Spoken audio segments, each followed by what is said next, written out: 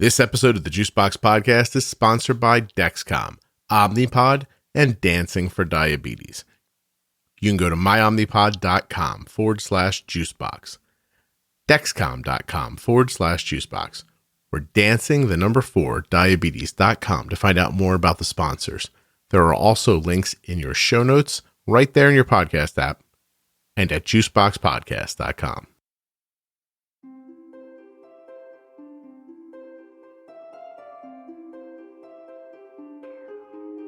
In this week's episode of the podcast, I will be speaking with Megan, an adult who has had type 1 diabetes for quite some time.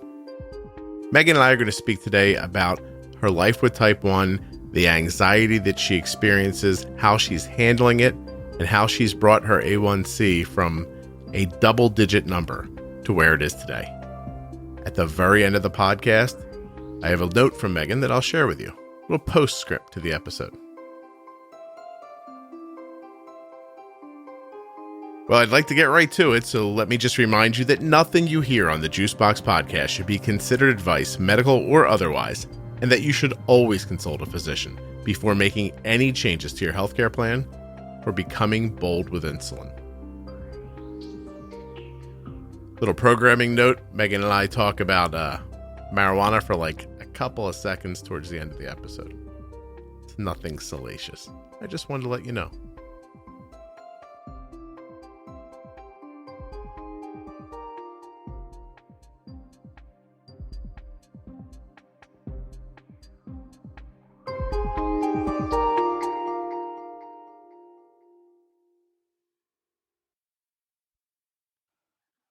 My name is Megan Carlson. I live in Chicago, Illinois. I like it. Short and to the point. Okay, Megan. So, I want to tell you that your email about wanting to be on the show was so sort of concise and well laid out that I think for the first time I might just follow the course of your email for this interview. Okay. So I need to know first, and you don't have to tell me where you work, but what kind of work do you do? Because this is very well thought out and presented. I do communications for a living. That makes sense then, doesn't it? Yeah. I work in nonprofits, but I do communications and marketing. Working in a nonprofit doesn't mean you don't do. You were like, I work in a nonprofit. Are you trying to tell me you're poor? Is that the? Yeah, well, I've definitely been there, but just more that I think like there's this like glossy marketing, slick corporate image, and that's not my day to day. Not what you do. Well, I'm gonna listen. You made this one really easy, and I think it's incredibly interesting. So let me just sort of start with let's get the whole idea set up here for a second. So you were diagnosed when you were 4 in 1992. How old are you now? I'm 31. Okay, so 27. Right? 27 years you've had type 1 diabetes. That's a long blank time. So, okay. So I wanted you to tell me a little bit. Obviously, you don't remember being diagnosed at 4, or maybe you do? Very little. I remember being in the hospital. I don't remember the lead up. I've heard the story. You know, it's kind of the traditional thing. I was very sick, very thirsty. And then being in the hospital and the rooms being yellow and not being able to eat when I wanted to. There's a strong possibility we start off calling this one very sick, very thirsty, yellow room, because I never heard anyone. I like that you can tell. Hold on, let me start my thought over. You can tell that you've had diabetes for a long time because you're not that interested in telling the story of like the beginning. It's just like, look, I was sick and I was thirsty and I went to the hospital. That's what happened. It happens to everybody. Blah blah blah. Very very nice. I like that. But you described your family. And their sort of aversion to doctors to me. And I wonder if you couldn't put that into context. Don't forget, check out dancingfordiabetes.com. That's dancing, 4, diabetes.com. Yeah, sure. I think that, so I just read Tara Westover's Educated, and I wouldn't say my family is anything like that. That's like a very like a culture that doesn't appreciate the medical industry. I would say my family's issues with doctors and hospitals are really out of fear and a bit out of money. Like it's expensive to go. And I think it's passed down. My grandma, we still can't get her to go to the doctor without a fight. So, and my dad, I don't think has been to the doctor in like years and years and years. So it was just one of those things that it felt scary. So nobody did it. Do they not go because they don't need a doctor, or do they need a doctor and they don't go in spite of that? Well, so I grew up with my grandparents and my dad. I would say it varies by person. My grandma is just very like, will not go even if she needs to. It's a constant battle among us all. My dad's been pretty healthy. I think that's kind of it. It's like, if it ain't broke, don't fix it, which is a bad way to look at your interactions with the healthcare system. So yeah, I for certain. Let me ask, and you don't have to go too far into other people's details, but your grandmother, an older woman, I would imagine, and she's alive, right? So she is. Yeah. So is she just like is she like an old busted down car that every time you look at it, you think, I can't believe that thing runs, or is she doing okay? She's, and she had she has to go a little bit more now. We had some scares kind of 5 or 6 years ago where she did have to go to the hospital. And so she's had to do it. And, she has medication now. So it's just a little bit of a back and forth with her all the time. Doesn't make it easy, but she's getting the care she needs. So that's good. But you grew up in a family who weren't going to doctors, not even just not running to them, but they weren't using them when they needed so much. And then all of a sudden you had a chronic illness, and you describe in your email that your visits were infrequent and sort of just there for you to get yelled at and get your prescription. Yeah. Do you have any thoughts or memories of that as you were growing up? Oh, a lot. Going to the doctor was really I don't think I'm overstating it by saying it was a traumatic experience, because we didn't go very much, and that was, as a child, outside of my control. Like, now I know, like, it wasn't, there's nothing I could have done, but we didn't go. And then we had one nurse practitioner at the children's hospital who just, I can picture her face even now. We'd go in, I'd get my A1C, which I don't remember, so to preempt that question. And it would just be so much judgment, and why aren't you doing this? And why aren't you doing this? And then I would just wait for it to be over, and then we could wait another, 3 months, 1 year. We hustled a lot to get prescriptions. But yeah, it was not a good experience. It was not helpful. I never felt like that was part of a team. And it's so funny. I think another thing with my family and the healthcare complex is just, they weren't able to advocate for themselves, and I think they didn't understand what was going on. So I think a big component of this is ignorance. And so we didn't know. We could see a different doctor. We didn't have to go to the same judgy person all the time. Mm-hmm. But yeah, that's kind of what the whole interaction was like. I always wonder if there's, so you described like a situation where your family wasn't, like, you weren't going in the door like, hey, we're here, we want to learn, tell us more. Plus you've got type 1, and it's, largely invisible. And I wonder if it was largely invisible to your father. And he just thought, mm-hmm. like, look, Megan gets up in the morning, she's going to school, she's okay. I wonder how much of that, 27 years ago is, it's what's it, 1990-ish? Like right in there, right?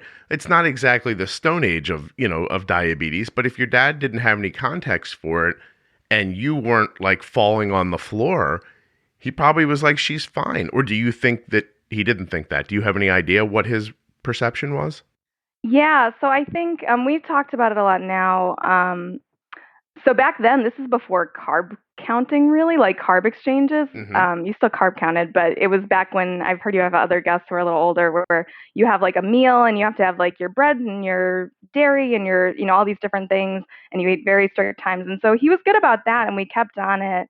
I think the fear with him younger is always that you're going to go to bed and not wake up. So there were a lot of, I think, fear with him around lows. But what you're describing, I think, was very much the case as I got older and started to manage more on my own, mm-hmm. Especially my teenage years and definitely into my adulthood, was that, oh, she's obviously taking care of it. She's a smart girl. I always did well in school. Like, so, oh, she must have it under control. Like, everything's fine. And I think there's some just not knowing, and I definitely wasn't opening up at that time. Like, I know the big theme of our talk right now is like is shame and anxiety. Like, I was not openly talking about my diabetes for a long, long time. So I'd be like, yeah, I'm okay. But I think another component of that is some willful ignorance. Like, oh, she says she's fine, I'm not going to probe further, even though if you thought about it a little more, you might be able to tell I wasn't doing great. Megan, you've just described 96% of the marriages that I know. She didn't say she was unhappy. I'm like, she's crying. Yeah, but she didn't say it. Right. Yeah, right. No. So, okay. I'm not characterizing my marriage that way. I was just saying that it's very common for people to just look the other way. You know, I'll worry about it tomorrow. I'm too busy to think about it today. This isn't a pressing issue. And, or I wouldn't know what to do if it was a pressing issue. So let's just everybody be grateful that nobody's asking me for the answer. And you know what, too? Do you have siblings? I have. I'm an only child for for all intensive purposes. I have 3 half siblings, but I didn't grow up with them, They and I didn't weren't in grow the up with my house. mom. That's all I was wondering. No. They weren't in the house. Okay, No. yeah, because sometimes too, in a multiple like child situation, the one who appears to be getting the good grades and getting their homework done, you never ask them, "Hey, do you need a hand with that?" And and then when they're adults, they're like, "Hey, you never helped me. You helped everyone else, and I could have used help." And but you're not in that situation exactly. Okay. But you also weren't going to him and saying, "Dad, I'm not doing well with this." Would you have gone to him about other things that weren't diabetes related? Growing up, it's hard to remember. We've been pretty close. I'd say we've gotten even closer as an adult. So now I talk a lot about all the diabetes stuff with him. Back then, I'm trying to think. I don't know if, like, as a teenage girl, you go to your dad for every single thing. Yeah, my But situation here is so much different that's why I asked. I don't like you in the very end of your note. You're like, don't forget, around Arden's period and blah blah. Like talking about that. We talk about that here constantly. oh, good. Yeah, because no one doctor ever told me that. And if I can segue briefly, that's another thing that's come up a lot is that I didn't have any tools to help me. Like, thank God for the internet now and the diabetes community on the internet because, like, I would just get a lot of judgment and like, bring your A1C down, bring your A1C down, but no one ever says how do you do that. So things like knowing that your blood sugars are going to shift based on your menstrual cycle. No one told me that. Like, I just figured that out. Like, what's going on? And even if someone told you, like, do you wonder if you would have just been like, that's weird. I don't care about that. I just got a note from a person this morning who's, talking about how great the pre-bolus episode was that we did. And she's like, how could it be possible that someone's been saying to me my whole life I've been ignoring, and then some random guy says it on a podcast, and I'm like, oh yeah, that makes sense. Like how did I ignore it all that time? But hey, here's an aside. Why period? Like, at what point did someone say menstrual cycle? Let's call it a period. Like, why not an ellipses or an asterisk? Or why did they pick period? Do you know what I mean? Why isn't it called a comma? Or are you listening to me? Do you? I love that it's so vague and mysterious because it's like we don't want to talk about this thing. So it's very good that you talk about this with your daughter because there's something shameful about like your period, menstrual cycle, whatever. Like, are you kidding it's all me? nature. That whole weird thing that happens to you ladies, it's making the whole world roll around. So no, it's very important. But I still don't know I would love to know the first person who was like, I don't want to say menstrual cycle. I'm going to say period. And my grandma, oh, sorry to interrupt, but my grandma called it your sick time. So when I was growing up, like, that's your sick time. Sick time. Oh, I know someone who says menses, and I don't know why, but I adore that word. I don't know what it means. It makes you feel weird and unhappy and want to laugh all at the same time. Anyway, if it was named after punctuation, I mean, maybe somebody said one time, you know what, this sucks. Period. Oh, yeah. That I could get behind. Okay. So you're coming up, this is your experience over and over again. What's your first recollection of an A1C that you remember having? I could give a range probably when I was young. I'm definitely thinking double digits. And then I know my worst, which I don't really want to say, but double digits. But that first one I remember is from when I was an adult. I also faint when I get my blood drawn, so I've done lots of sneaky things to get out of getting an A1C taken. Do you faint every time someone draws your blood? It's getting better. 27 years in, it's getting better. Hey, listen, by the time you're 65, I think you're going to have it under control, right? Right, yeah. Well, now they can test A1C with a finger prick, which, like, I've been going to kind of like a little like less professional hospitals, I guess. And so when I went in and they did it on a finger prick, I was like, what is this magic? It's done immediately. That was cool. I would love to know what a less professional hospital looks like, but that's another story. So you had double digits, 10 or above A1Cs, and even here, we're still hearing you have in your mind right now, there is a high number A1C. You have a watermark that you've hit. And you still don't want to say it because you feel ashamed of it. Is that right? Yeah. Yeah. Actually, you know what? The way you phrase that, I'm trying very hard not to be ashamed. I remember an A1C of like 13, I think in my 20s. But there were lots of times where I just avoided taking the test altogether. Like I would do anything I could. Because you thought it was higher than that even? Or around there. And the number was very meaningless to me. This is another thing I actually kind of wanted to talk about too, is when I was starting to think about getting kind of my life in order and getting my health in order, so maybe like mid-late 20s,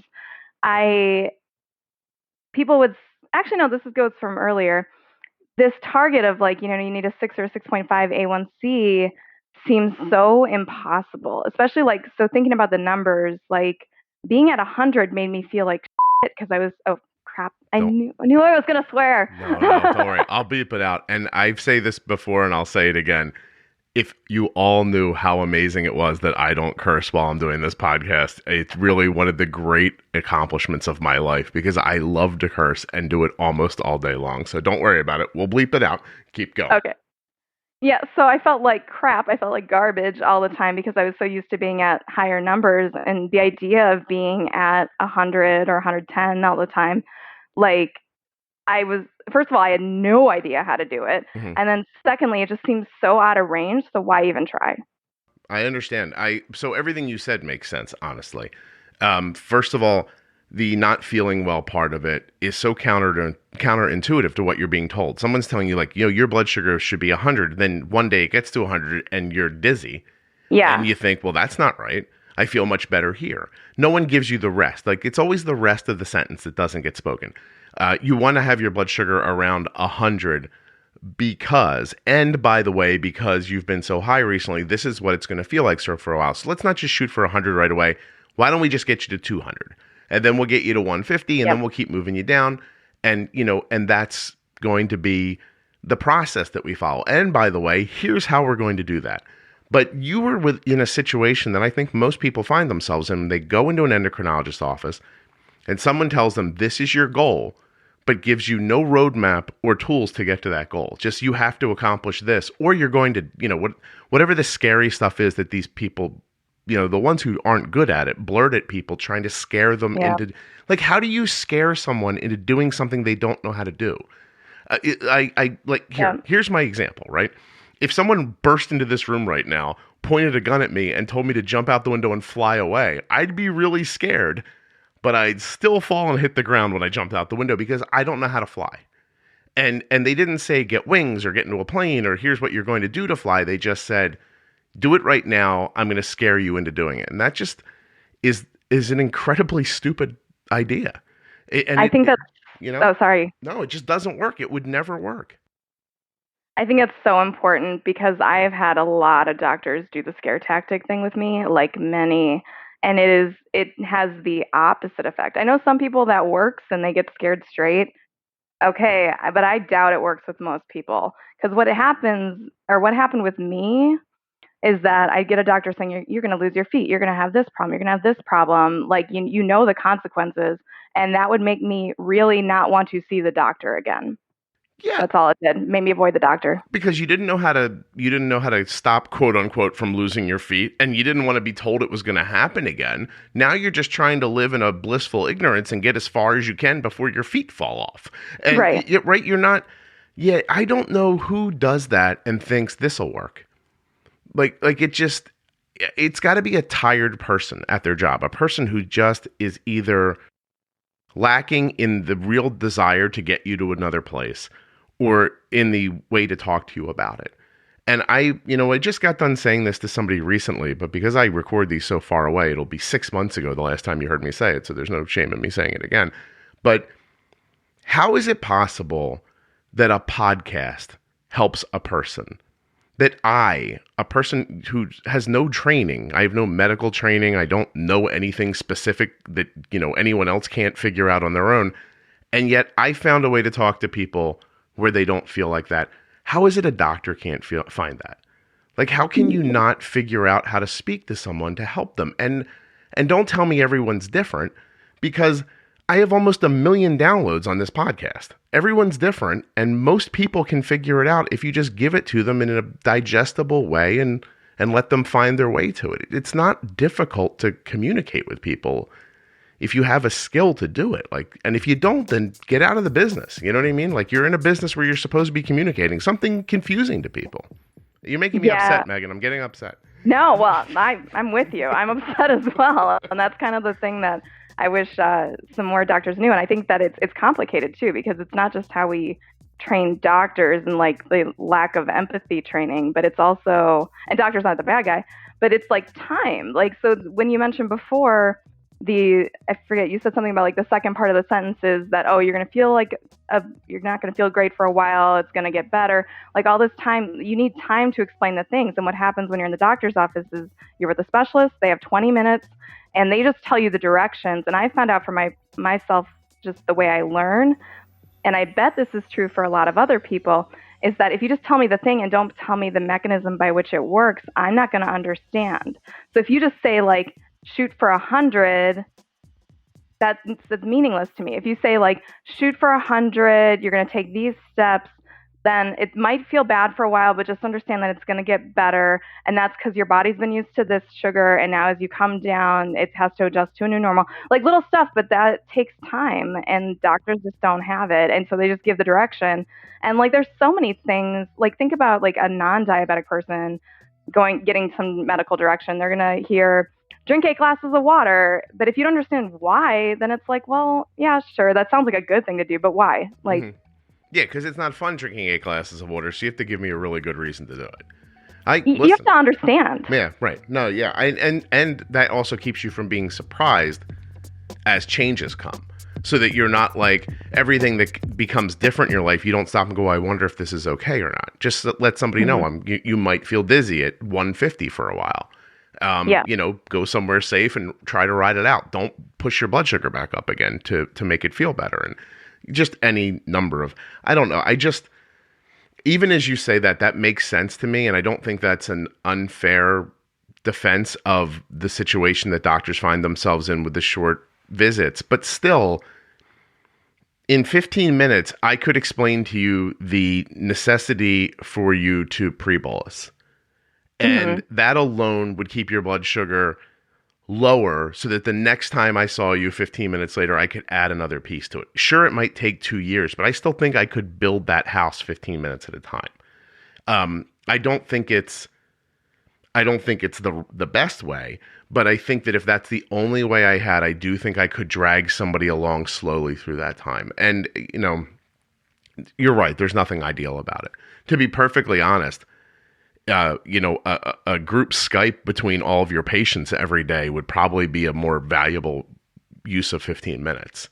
Oh, totally. You know what I mean? Right. Like, you could just have like a little seminar every day, and people could pop in and out and get something out of it and move along. And I'm a huge fan of that. Like, like when you're filling your toolbox, you don't always get to fill it right up the first time. Sometimes you're walking along and, you're Dora the Explorer and you're like, oh, look, I need that, stick that in my backpack. And, maybe I don't have a use for it now, but when I find the next thing, these two things are going to work great together. I think that I do think that's why the podcast works, because sometimes you and I will have a conversation and somebody's going to hear something in it, and then they'll listen to the next conversation and hear something different, and eventually their backpack will be full and they'll be on their way. I know I started Toolbox and went to Backpack, but Dora popped into my head and I don't know why. So no, it's great. I'm with it. No, I think that's totally useful, because I would say all the stuff that I've learned about managing diabetes, and now I'm in pretty tight control. It started listening to this podcast, and then, and the thing is too, you can take what applies to you and you can leave. There's been some things that you've suggested that I've tried. They're not for me based on like my body and the things that I've gone through. So I don't do them. Of course. And then the online community is really great. I remember, so in the early days of the internet, going on there was like the forums, right? So I'd go on diabetes forums occasionally, and I remember it's, again, these people who had these like beautiful A1Cs, and they were just like, if you are just a perfect angel of human behavior, you will have a great A1C, and just feeling frustrated about that. But now it's so different because I think people are very honest. Mm-hmm. And the Instagram community specifically has been fantastic because they talk about their ups and downs, and a lot of people do include their downs. So, hey, I'm not alone in this. Oh, I'm not the only one experiencing this weird blood sugar that happens with this thing. Um, yeah, and it's more approachable, and then you can share kind of tips and tricks about what works. And that's the thing you never get in the doctor's office is like, here's little things you can do to manage better. Like even when I tried to get my diabetes in order a couple, like probably when I was starting to try to get it in order in my mid-20s, like the only thing endocrinologists would talk about was my insulin dose. And like, hey, I can do basic math. Like I don't really need that much help with insulin dosing. Mm-hmm. Like I need help with like understanding digestion and hormones and all that stuff, and that's just I'm not getting that from kind of traditional doctors. Yeah, I think so. Obviously have a lot of like thoughts about how people share online and everything, but to go back to what you said about, there's things I say that you're like, yeah, that didn't work for me, and I leave that aside, but this piece did. If I could, or anybody could, give you imagine if I was able to give every single one of you your entire perfect picture. I couldn't do that. Like, that's insane. You know what I mean? Like, I don't know all the little ins and outs about your life, but what I've found is that there are sort of these basic tenets, and that they all hold basically true for most people. And so you can take the ones that work for you and help you, and leave the ones that don't behind. And it's perfect. And I do agree too that people showing their sort of like ebbs and flows is incredibly important, because you could follow somebody and say, oh my gosh, look how great they're doing. But then if they're not doing great, quote unquote, the next day or the next week, that's comforting too. Arden's blood sugar is higher right now. You don't hear me say that on the podcast a lot because it honestly doesn't happen a lot, but it happens sometimes.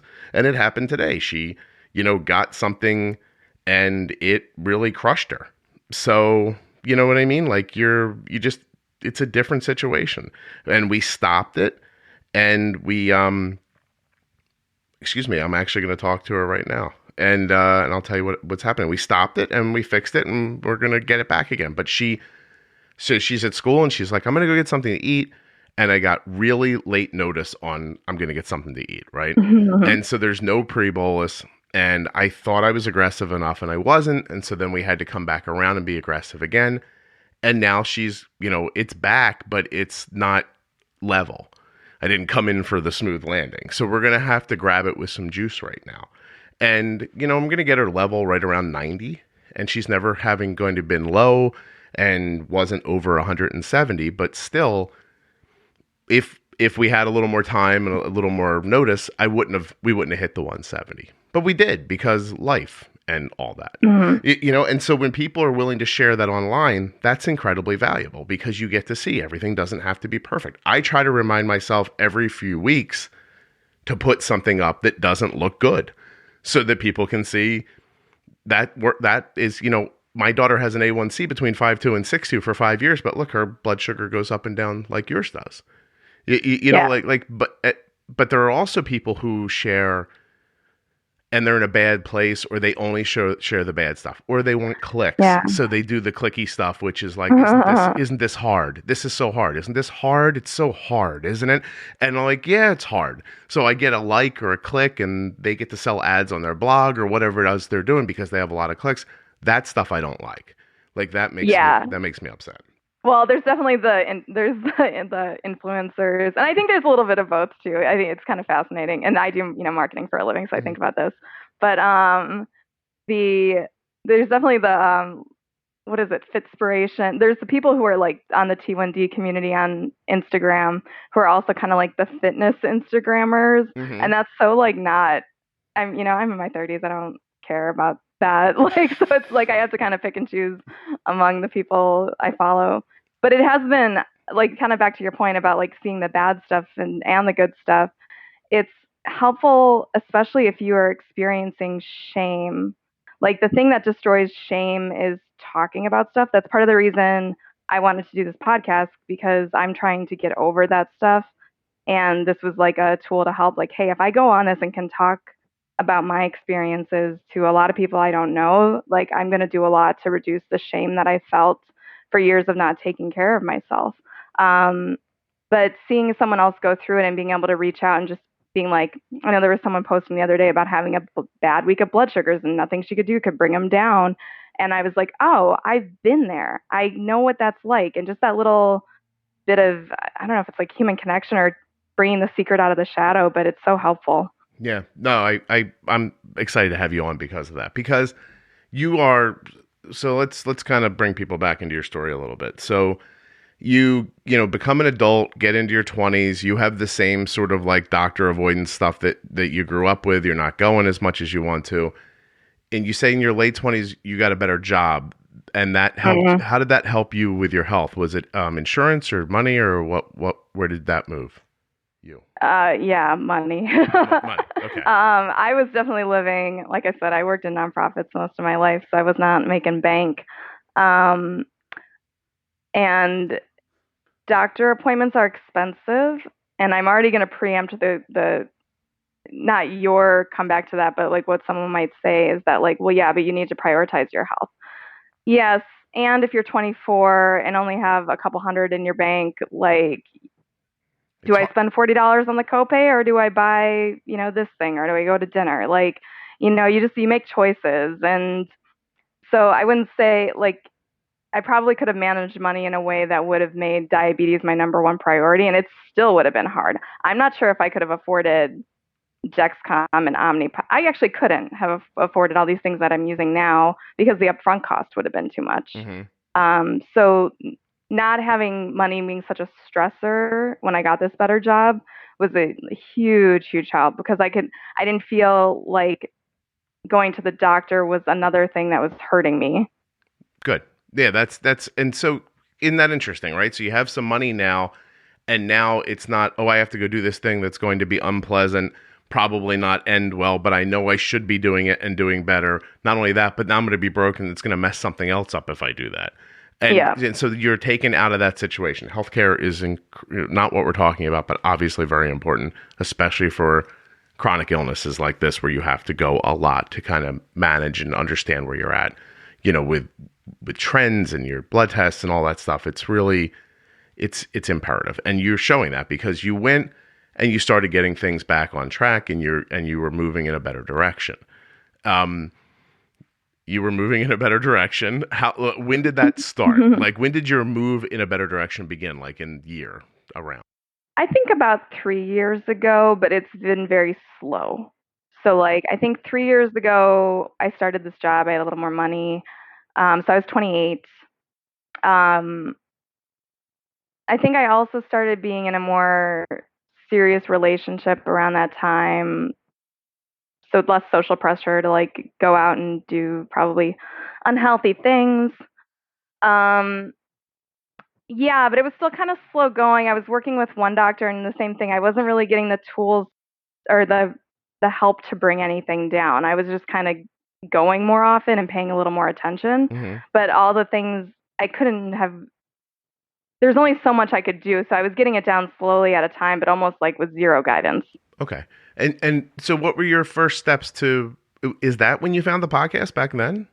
No. So I'd say I started kind of getting things in order about 3 years ago, but not really, really getting them in order. I started like paying a little more attention. I remember when I finally had like an 8 A1C probably 2 years ago, I was thrilled. And I know that's like insane high for some people, but that was so exciting to me to feel like I could do it. That's amazing. I mean, you came from double digits to 8 by just like paying more attention to what was going on, not necessarily even making grand changes. Just what did that mean? Yeah. Like correcting a high, or what did starting to pay attention look like? A new year and a new decade has arrived. Why not add to the list of new things a new way for you to think about managing your type 1 diabetes? That's right, you or a loved one should be using, in my opinion, the Omnipod tubeless insulin pump. And you'll be able to decide if that statement works for you by getting yourself an absolutely free, zero obligation demo of the Omnipod sent directly to your home. That's right. If you go to myomnipod.com/juicebox, Omnipod will send you out an Omnipod, an insulin pump. It may be non-working, meaning it can't give you insulin. It's not going to inject a cannula into you, but you can wear it to feel the size and the weight, how it looks, how it feels, and how it adapts into your life. You can bathe with it, swim with it, do a jumping jack. I don't care. Whatever you're doing, cook dinner, tumble around on the floor with a friend, whatever you got to do. And if it's on your kid, send them outside to play. I know it's cold, but they'll be all right. Anyway, check out the Omnipod, see how it fits into your life. And then if you want to continue, just contact Omnipod back and let them know, I want to do this. It's that simple. myomnipod.com/juicebox. Start something new for yourself today. All right, so do you understand your day so far? You're going to go to myomnipod.com/juicebox, check out the Omnipod demo. Then you'll probably bop over to dancingfordiabetes.com just to see what's going on. And while you're full of the goodness in the life, you might as well go to dexcom.com/juicebox and get started today with the Dexcom continuous glucose monitor. Feel the comfort that comes with knowing the direction and speed that your blood sugar is moving. I need you to try to picture this. Your blood sugar is moving down. How quickly is it moving down? That's a big question, right? You test with a meter and you go, okay, my blood sugar is 90. Test again 20 minutes later, it's 85. I don't know what that tells you, really. Is it about to stay at 85? You're not going to know without the Dexcom. With the Dexcom, you can see my blood sugar is dropping at 1 point every couple of minutes, 2 points every couple of minutes, or that's how fast it's rising. See when you've missed on a bolus. See when your adrenaline spiked up and you're going to need insulin at a time when you didn't realize it. Those are the things that the Dexcom does for you. My daughter's been using the Omnipod and the Dexcom for years, and I'm a huge supporter of Dancing for Diabetes. I can think of no better way to spend a couple of moments than to look into these three things today. I very much appreciate that you listen to the Juicebox Podcast and that you consider supporting the sponsors. Now let's get back to Megan and go straight through to the end. What did starting to pay attention look like? I think actually a big thing was making sure that I insulin for like every little thing that I ate. So like I'm like a bit of a snacker grazer, and I've had some eating issues in the past. So knowing that even if you eat a little bit, you need to insulin for it, even if it's a couple grams of carbs. And then the flip side of that is, which I didn't know back then, is that you're gonna like stack your insulin a lot if you do that. So I think that was a big thing that changed. I started slowly. So I used to keep my numbers really high when I went to bed because I would be scared of going low overnight. And I often did. And I think without any guidance, what I'd been doing was keeping my basal rate really, really high just for the day. And that kind of kept me steady enough. But I would often go low at night. So I kind of like would go to bed pretty high. So that high number that I'd go to bed at, I started kind of slowly bringing down. But I don't think I really I guess I'll just kind of continue my story a little bit because then I can explain how I've gotten in control now. You're doing great. I'm not stopping you. Go ahead. Okay. So I was slowly getting things in order and slowly bringing things down. And then last year in May, I had an eye hemorrhage. I have proliferative retinopathy. I'd had retinopathy and the doctors were monitoring it. And I'd actually had an ophthalmologist appointment, I think only a month before, but it can happen that fast. Okay. So that kind of, I'd say a few months before, I'd also started having some really tricky blood sugars where I was doing better in terms of managing. I think my A1C was in the 7s, but things were just really unpredictable, and they're still a little unpredictable. And I think it's a combination of stress and hormones and some diet changes, and I'm kind of figuring it out. But at the time, I was just very stressed out, and my blood sugar felt like it was all over. And then a couple months later, I had this eye hemorrhage, and that's when I kind of got really, really scared straight, almost too scared straight, and tried to like just absorb every piece of diabetes knowledge that I could get my hands on. So I think around then is when I started the podcast. So it's only been less than a year. Okay. And I learned really fast to the point where sometimes when I'm talking with other T1Ds, because I'll go to like a meetup or I go to a support group now, I realize like I might know actually a little bit more because I've made this such a high priority. But that's when I really started learning all the ins and outs of like pre-bolusing and what insulin can do and action times and digestion and like all the, myriad factors that go into your daily blood sugar management. Yeah. Do you find when you're in support groups that a lot of people's like sticking point is that they just don't have that kind of basic information? So I've only started the support group this year, so it's a newer one in Chicago. So we've only had a couple meetings. I don't know, and I think sometimes it's more support in terms of like I'm not the only one going through this. Mm-hmm. Like it doesn't feel as much like therapy as much like a group dinner with people and being like, oh yeah, I have to do this too, and then we kind of can ask some questions about like, what do you do when this happens? What do you do when this happens? It's nice. It's a really important piece of this that, again, doesn't get told you by anybody, that you have to go find other people in some fashion and see connection. Yes. Yeah, it's really important. Okay. Yeah. So your eye is, let's like make sure people understand like before we go forward, where's the eye at right now? So I have the condition in both eyes. The right eye is a little worse, and I've had a hemorrhage in that eye. I'm getting treatment, so you can do combinations of getting. I'm on something called Avastin, so you get like Avastin shots in your eyes. Mm-hmm. That was formerly a drug for cancer, and they found that it has this unintended side effect of helping with diabetic retinopathy. But it basically stops there's kind of miscreant blood vessel growth when you have this condition. And then those blood vessels are very weak because they're new and they can break and bleed. And that's what happened with me. So Avastin kind of stops your brain from signaling to make those new blood vessels. Wow. So that's one part of it. And there's different drugs that do the same thing. And then laser is the other thing. So I've had, I kind of get ongoing Avastin shots. And then, and they're on different cadences because one eye is a little worse than the other. Mm-hmm. And then I've had laser in both eyes and will probably need laser again in the future. But ophthalmologists, I think, differ a little bit on what your treatment approach is. And I think now the thought is to make it more individualized, which is good. So that might not be anyone who's listening, like that might not be your experience with your ophthalmologist. They might have a different treatment plan for you. Right. Wow. I'm imagining the scariest thing that's ever happened to you? Pretty close? Yeah. Yeah? Yeah. Yeah, I would think so. Now, I don't want to make you feel bad, but I do want to ask, does that, having something like that that's now tangible, does every time your blood sugar start creeping up, do you think, oh my God, I have to get it back down my eyes? Or are you able to live a little more free than that?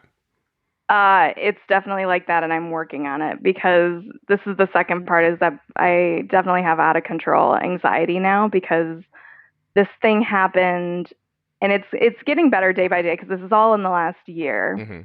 So it's getting better, and I'm getting to the point where I don't freak out every time like an aberrant blood sugar happens, but as I'm saying that, I'm realizing that's not even true. That it happens all the time. If it's starting to rise, I kind of get a little worried. And then, like, if it's low, I'm worried because I'm pretty symptomatic with lows.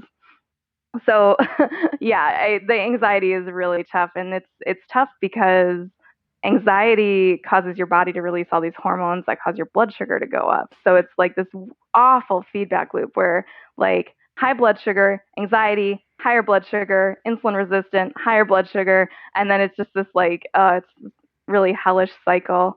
And then you feel like you're doing something wrong. Like, oh, my stupid anxious brain is the one causing all these issues. So it can be really tough to manage. But I think that the eye stuff can exacerbate that feeling of anxiety for sure. I can imagine. I only have one thing to share with you about this, and this is something that I heard recently another person said to me. So the conversation was around alarm anxiety on their CGM.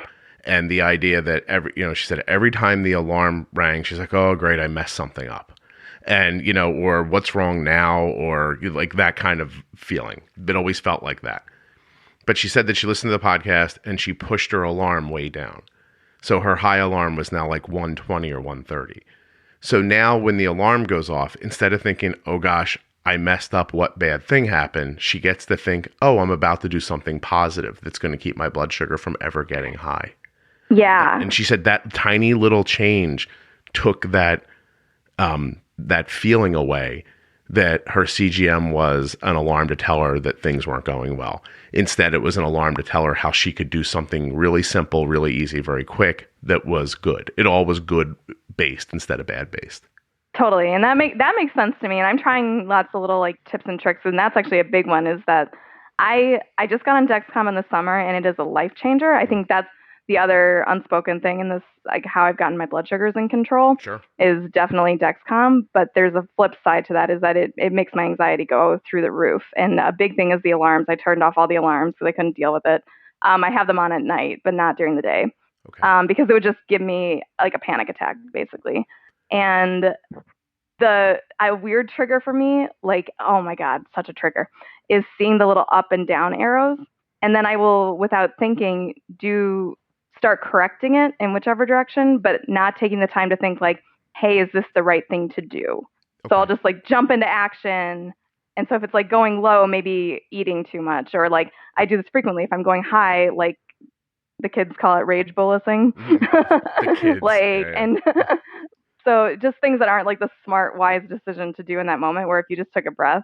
But those arrows, man, they get me. But I think that's my goal in terms of anxiety, is that I want to get to a point where I'm calm enough where I can see the arrows and not feel so many feelings, and just kind of take it in. It's a number, treat if you need to, and then kind of move on. But I'm a little far from there right now, but I'm hoping that someday that happens. Can we pick into that for a second? Because it's interesting to me, because I experienced what you're talking about in the beginning, but I'm not an anxious person by nature. So I was quite literally able to stop myself. Like, you've heard me on the podcast say, like, you can't be dramatic around diabetes, right?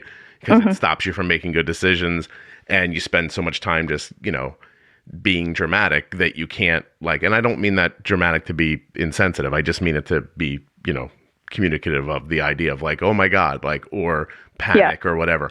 So I was actually able to say to myself at some point, you can't do that anymore, Scott. Like, you can't look at this and be upset. You can't see the arrows and be upset. You can't see the number and be upset. It's all got to be just data to make better decisions with. And I made that leap past that, because I used to be like, my wife, I know I've said it here before, but my wife said the, SHIT would come out of my mouth a lot. Like, I would like see something on the CGM and say that, and just be like, ugh. And she's like, you say that like 1,000 times a day. And I'm like, I don't mean it. Like, I'm not upset. I'm just like, oh, I can't believe it got to that. I didn't think that was going to happen.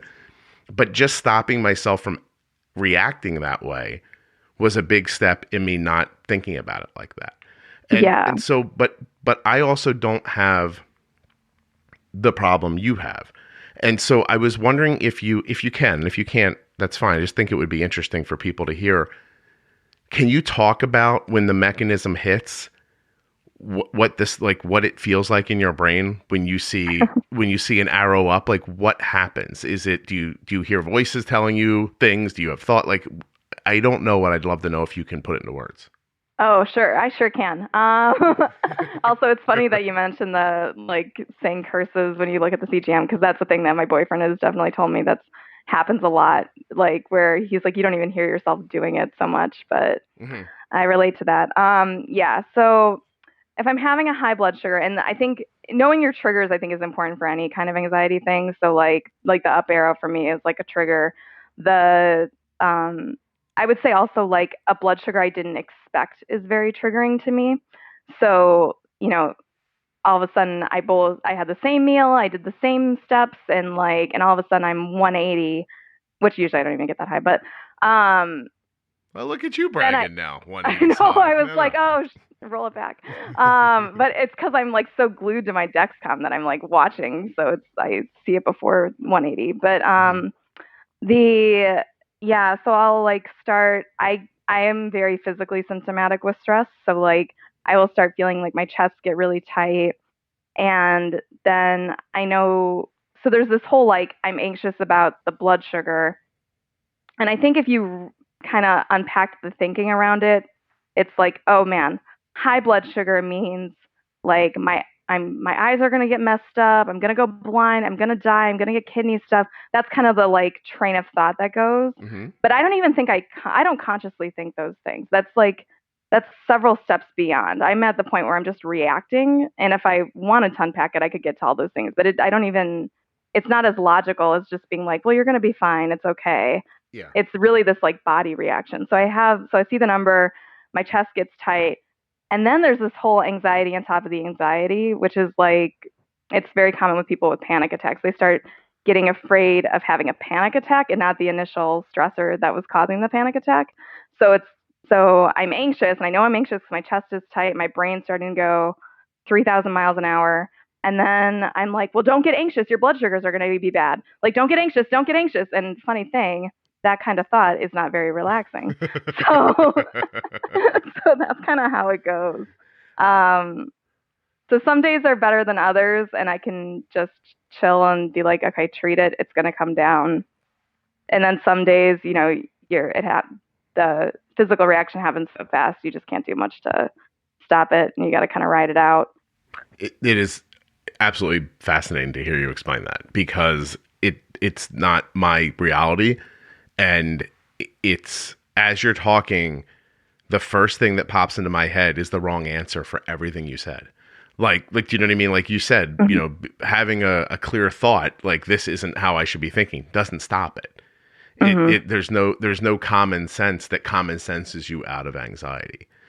Yes. Yeah. Right. And so you're learning coping mechanisms in therapy and things like that. Do they help, or do you just need to become a weed person? Like what exactly is, and I'm not a drug advocate, but as you're talking, I'm like, Megan needs to relax.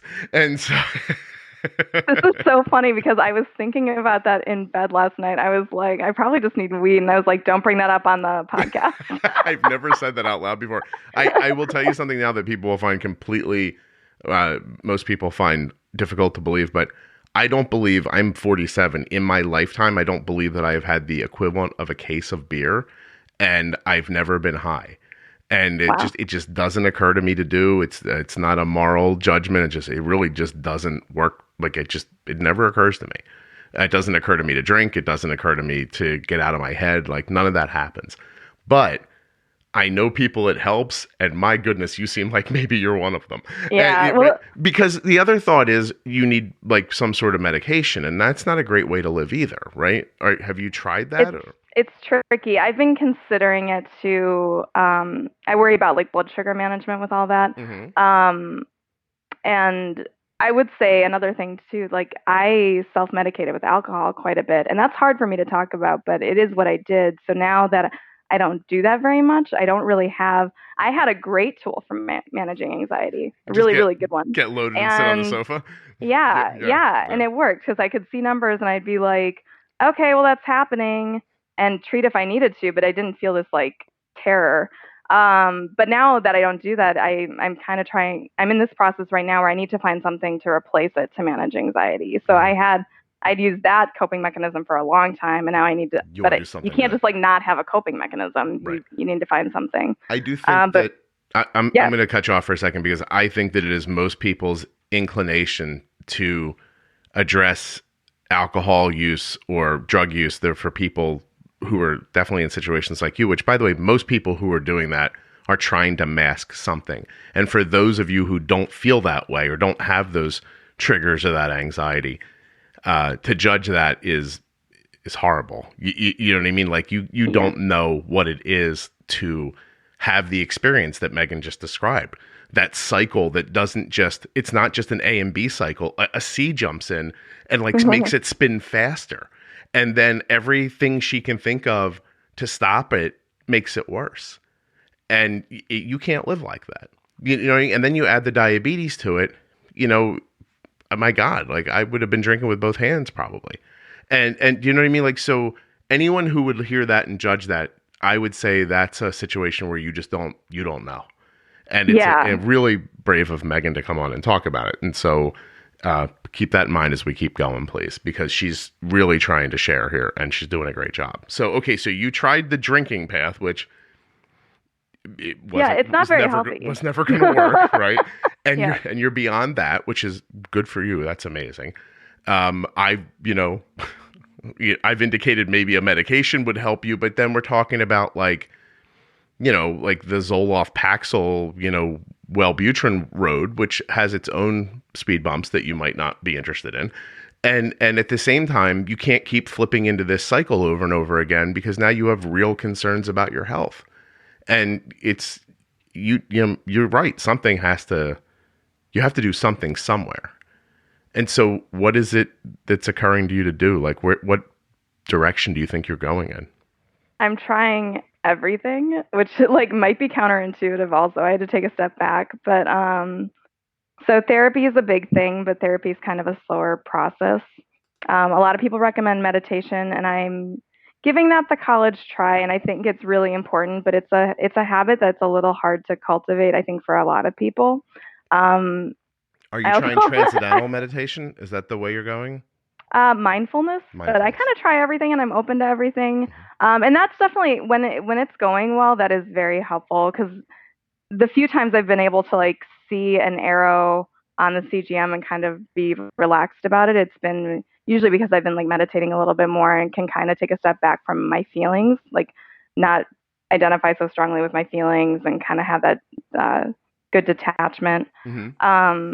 So that's helpful. You can't see right now, but I have my essential oil diffuser going, so get a little bit of that, just stuff to help your body relax. Have you tried the CBD oil? I actually should give that another college try because so fun that you mentioned weed. I actually don't get high most of the time that I tried it. It happens now and again, so that's another tricky. It might not be my thing, but Megan, you're I'm so open. screwed. Even weed won't work for you. I know. If people have suggestions, let me know. Well, I think that some of it too is just becoming comfortable with my new normal, with taking care of my eyes, and knowing that there's so much out of your control, and I think that's what it comes down to. So like the anxiety is because you think that you can do something that's going to make it better, and that's true for a lot of stuff with diabetes. But there's some stuff that's just going to be random, and a lot of the stuff with my eye health it's random. So just kind of being comfortable that, there's going to be ups and downs, and much easier said than done to be like relaxed about it. And I'm like feeling really good right now sitting in my living room. But when you're actually in a crisis is when SHIT hits the fan. No, I know. Listen, so I have one thought for you after talking to you for 55 minutes. And maybe you'll find this useful and maybe you'll be like, Scott, that's stupid. That's not going to work. But you mentioned earlier in the podcast that when you were diagnosed and when you were younger, how helpful it would have been if you heard the drawn out description, like you're going to do this thing and then this is going to happen and it's going to make you feel like this. And that if you had that information, that forward looking information, that you would have found it really valuable and calming. And so the leap we make when you say that is that it's going to go somewhere good.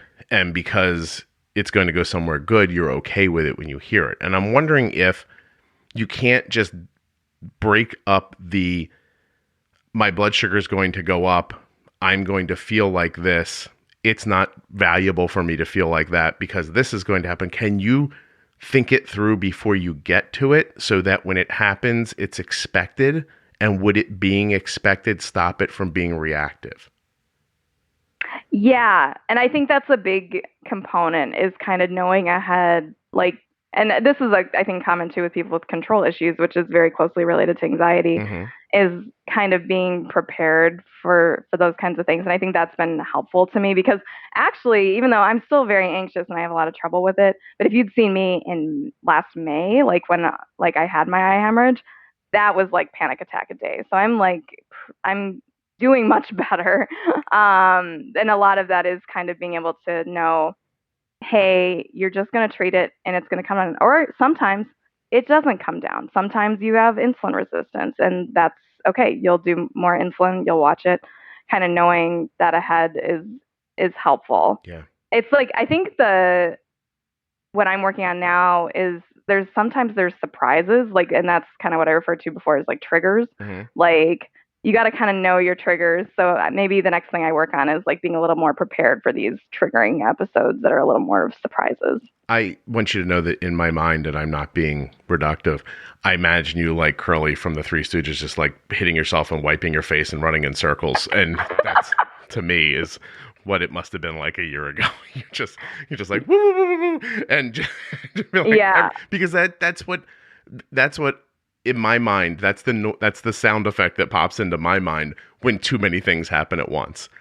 I'm just like, wow, everything just got really wonky out of nowhere. And there's and you have to reorder everything.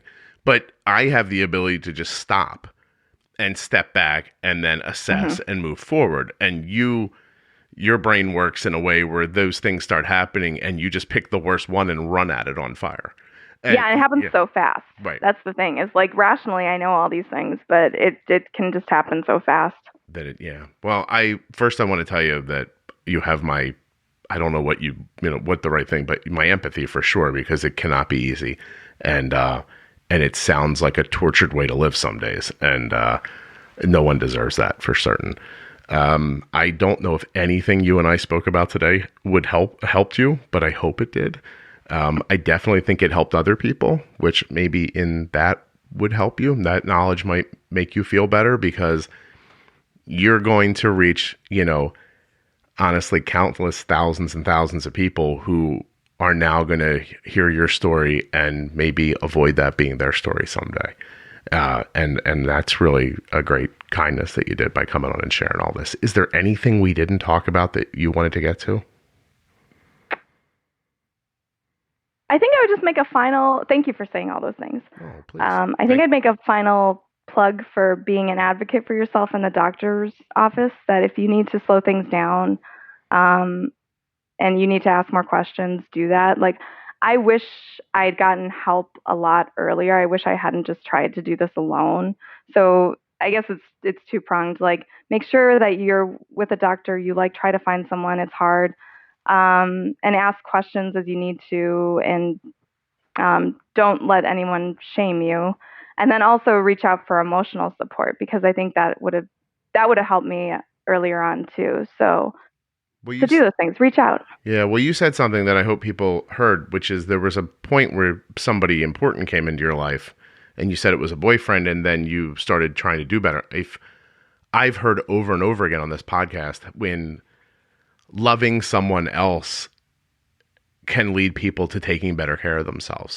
And so being loved and being in a relationship like that, and it doesn't have to be romantic. It could be a friend or a family member or somebody who just clearly cares for you, and it doesn't have to be said, right? Like, that person doesn't need to walk up to you every day and go, Megan, I love you and I want you to be healthier and I'm here for you. It doesn't have to be like that. Sometimes it's just the knowledge that you're there. And, I'll tell you the silliest little parable about that. So my son is away at college, and he liked this video on Twitter. And it was a video about a major league pitcher who had been working really hard and really just honing his craft, but wasn't having the success that he felt like his skill and work should have led him to. And so he just kept doing the things he was supposed to do, the work, But one day he realized that he had to step back. So he just went and found something else that wasn't baseball to busy his time with and to give him some balance and perspective. Excuse me. And my son retweeted that or liked it. And I thought, well, that must be important to him, right? But just calling him up and being like, hey, I saw you like that video. Are you looking for balance in your life, buddy? Like, do you know what I mean? Like, that would be stilted and weird and not the right way to go, and would chase him away. So as crazy as it sounds, and now I have to find the guy's name before I let you go, the pitcher. But so week or two later, this guy's pitching. He's a Cleveland Indians pitcher. I want to say his name's Cahill. And I'm going to figure it out right now. Hold on, so I can tell you the rest of the story. This is exciting on a podcast when people type. Nothing better. Well, you have the sound effect though, the typing. Oh yeah, That's good. It really grabs your attention. How is this not popping right up? Oh, come on, internet. Don't let me down now. Why does the internet not love me? It loves other people. I see it be nice to other people all the time. It does not love other people. It doesn't? You don't think so? Hold on a second. No. How is it not? Now I'm getting angry. I'm now mad at the internet. Hold on a second. Because I Googled the wrong thing. I'm Trevor Bauer. Where did I come up with Kate? All right, let's not go there. Okay, so Trevor Bauer is the pitcher. And if anybody wants to, I'll have to put the video into it so people can see it. Because it's just this mindful little video of a guy who just has been working his butt off his whole life at something and put himself in the right physical, mindset. His mechanics were right, but his mind wasn't really there.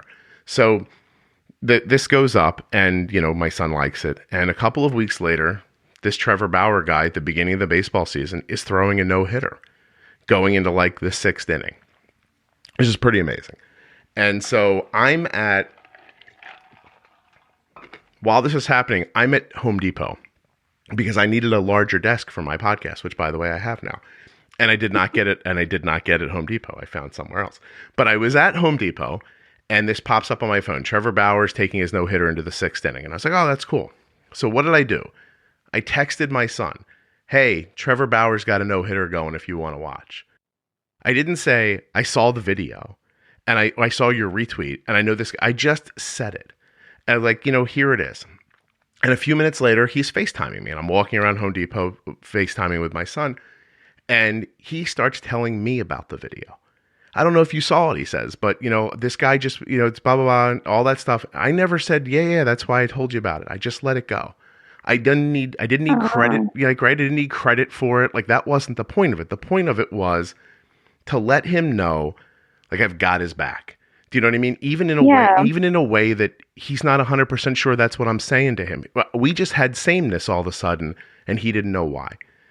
So a month later, I'm at his school and he just got done playing and I took him out to dinner afterwards and we were sitting there and he said something about balance. And I said, yeah, I saw that you liked that tweet about the Trevor Bauer video. And then he launched into talking about it. And when we were all done and I thought that we had gotten pretty much everything out of, that I was going to get out of that, parentally, I said, actually, if you remember when I told you that he was pitching a no-hitter, I did that because I knew you liked that tweet. And I just, I wanted you to know that I was thinking about you, and that's what he got out of it. So you don't need to be right up someone's butt to tell them that that you love them, right? Or that you've got their back or that they can feel comfortable around you. So that was a really long way of saying there's a lot of ways to support people that aren't the ways you see on sitcoms, I guess. Yeah, and actually I think that's a really good way that you put it, because I think at a certain time in my life, if people had come up to me and said they wanted to help, I would have pushed them away. Mm-hmm. But I think I think of it with my boyfriend now. So I had agonized for a long time over getting a pump because it felt like I was constantly pressured into getting a pump and I didn't want one. And now I have one. But something happened maybe a year. Yeah, probably about a year ago, where he's like, oh, you should just get or he said something that was very accepting about getting the pump. It wasn't like, here's what you should do. He's not very involved in my diabetes like that, but he was like, oh yeah, it's like no big deal. And something about just the acceptance of that was like, oh, it's no big deal. Like wearing something on me all the time, my partner doesn't care. Like just little stuff like being there like that is so important. Yeah. No, it's just, it's difficult to quantify, right? The idea that someone's there for you or, wouldn't care if they walked in and saw you in the shower with an insulin pump on. Yeah. Because we've heard from adults in the past who say there was somebody on recently who said, I didn't get an insulin pump for a long time because I just didn't think it was sexy. So I didn't want to do it. And that was that. She's like, I knew it was, I knew it could have helped me. And I was like, well, I don't want men to see me that way. And that's, what you girls don't know is you could be wearing 75 insulin pumps. We wouldn't care. Honestly, it wouldn't make any difference to us. I really mean that. You could fall in a mud hole and stand up and I'd be like, yep, I'm still good with it. It just really is, you don't understand how boys' brains work, I guess. Yeah, it's so real. If you're worried about that, you're worried about the wrong thing. But it is a worry, because I think when I was younger too, that was the thing, this is going to make me different, or I'm not going to be as cute. And yeah, it's silly stuff. No, I know. Who would know? That's why I tell people all the time, I know that you don't want people to see your pump or your CGM, but honestly, for your long-term health, and I don't mean your physical health, but for your long-term mental health, just put it somewhere where people can see it and be done with it. And, and if somebody gives you, a problem about it, I don't know what to say. Move. You know what I mean? Like go to a more accepting part of the world, but don't let someone tell you that this is wrong and then you take it off. You just got to keep going. And listen, don't get me wrong. If you're in a bullying situation or something like that, that's different. I'm talking about in general, in general, you got to go be you, and whatever people think about it, they think about it. I'll leave you with this thought wrapped around that. If you have a moment, I know you're at work. Yeah. But they don't pay you. So what do you care? By the way, who would have thought that when you were going to work for a nonprofit, they meant you? Oh, no. You're not going to make a profit is what they meant. Anyway. Oh, true. But I was just on the phone with a person that I do business with yesterday. And they said that they had heard from somebody that didn't like my podcast. And they asked them why. And the person said, well, he just comes off like he knows everything, and everything he says is going to work for me. And, in the end, what it turned out to be is that person didn't really have a problem with what I was saying as much as a problem with how it made them feel. And it made them feel like they were failing. And I said, well, I try really hard to present a possibility. And if you misread it in the beginning as me being boastful, there's not a ton I can do about that. I guess I've scaled back personality enough. This thing still has to be interesting or you're not going to listen to it. So it still needs to be entertaining, right? And so the conversation led into the person saying it was weird because that person got through it and they do like the podcast now. And I was like, oh, it's interesting. But what's it like to hear that someone doesn't like you? And I was like, oh, that's no problem. I've never had an issue with that. Even growing up, when I was much younger, I met my wife. She said to me one day, that guy really doesn't like you. How does that bother you? And I was like, no, not at all. I said, to be perfectly honest, I don't think he's a great person. And I would wonder what it says about me if he did like me. And so my point is that if 3 people who would bully you about wearing an insulin pump don't like you, it's good they don't like you. Those are the people you don't want to agree with you. Yes. Right? There's nothing about them that should correlate to you. You're a decent person. You don't want that guy. I don't know who to use as an example, right? But you don't want the bad guy in the movie to be your best friend, because why does he like you? What does that say about you? And I just said to my wife way back then when we were just dating, I told her that. And I said, look, everyone's not going to like me. The best I can do is be myself. Some people like me, and that's got to be enough. What am I trying to do? I can't make everyone happy. And I just think that that's important when you're living with diabetes. You just need to be you. And if some people don't like that, then too bad. Then those are people you don't talk to. At least now you know, and you can avoid them. You're not going to waste your time with them. Yeah. Actually, I can leave us on a really positive note about this too. I was going to ask that because it got sad there in the middle. And it's that's the reality, and I don't think it's bad to talk about sad things. On a positive note, I've really kind of owned my diabetes now. Like I said, I'm going to the support group and I'm going to these meetups. I'm talking to people on Instagram, and I'm excited about my pump. I've got an Omnipod, and it makes life so much easier. And I kind of like showing it off. I feel like I show it off too much. I'm getting to be weird, but it's a good thing.